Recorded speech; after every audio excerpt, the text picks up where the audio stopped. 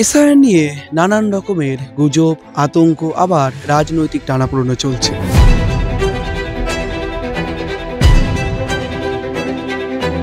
প্রান্তিক শ্রেণীর, প্রান্তিক হিন্দু সম্প্রদায় যারা রয়েছেন, যাদের ভোটকে কেন্দ্র করে এই সমস্ত অঞ্চলের রাজনৈতিক গতিবিধি নিয়ন্ত্রিত হয়, তারা ঠিক কি বলছেন শোনাবো আপনাদের।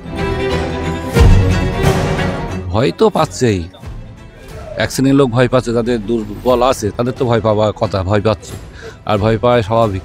সে এক শ্রেণীর লোক প্রচার করছে যে সবে বাদ যাবে। ভয় তো এখন লাগবেই আপাতত। ভয় কিছু আছে না, কেন? আমাদের আছে তো, আবার কি ভয় লাগছে কোনো রকম? সেটা তো বলতে পারবো না। যারা বাংলাদেশে এসে তাদের ভয় আছে, আমাদের তো কোনো ভয় নেই। যারা বাংলাদেশি তাদেরকে হয়তো হেনস্থা হতে হবে, কিন্তু যারা ভারতীয় নাগরিক তাদেরকে কখনোই মানে হেনস্থা হতে হবে না।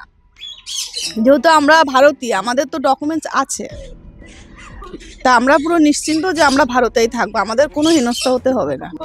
ওসব চিন্তা ভাবনা কিছু নেই, যে টেনশন কি কিছু নেই।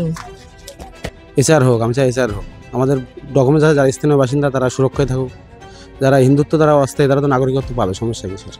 আমাদের দিকটা ভালো হচ্ছে, কারণ এই যে বাংলাদেশিরা উপাস্তে এসে ওরা যা করছে, যা আমরা এখানকার বাসিন্দারা আমরা কিছুই করতে পারছি না, কারণ ওরা আসছে, ওদেরই বেশি দেখছি এখানকার অধিকারটা বেশি, কারণ আমাদের কিছুই নেই। আর ওদের তো পয়সা টয়সা কোনো ব্যাপার না, ওরা জমি বেচছে, এপাশে আসছে। যারা স্থায়ীভাবে বসবাস করছে, ছিন্নমূল উদ্বস্ত, এবং 2025 পর্যন্ত যাদের ভোটার আছে, একটা ভোটও যাদের না কাটা যায় এবং সেই ভোটগুলো বৈধ বলে ঘোষণা হয়।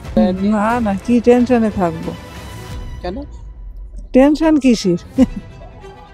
কাগজপত্র, ভোটের কাগজপত্র, তাই হয়তো ফর্ম দিচ্ছে, তো অসুবিধা হচ্ছে না কিছু? অনেকে বলছেন যে 2002 সালে না দেখালে ভোট নাম ফেলে যাবে। না না, অনেকেই বলছেন এসআইআর নিয়ে আতঙ্ক কিসের, তার কারণ বাংলাদেশ সীমান্তে তাদের বসবাস হলেও তারা বলছেন কাগজের কথা, আবার কেউ কেউ বলছেন অন্য কথাও। সব মিলিয়ে এসআইআর উত্তাপ এবং বিধানসভা নির্বাচনের আগের এই মুহূর্ত এক অন্য রকমের বার্তা বহন করছে, আবারও নির্বাচনের আগে। ক্যামেরায় শুভজিৎ মুখোপাধ্যায়ের সঙ্গে রমেন দাস, সংবাদ প্রতিদিন .in।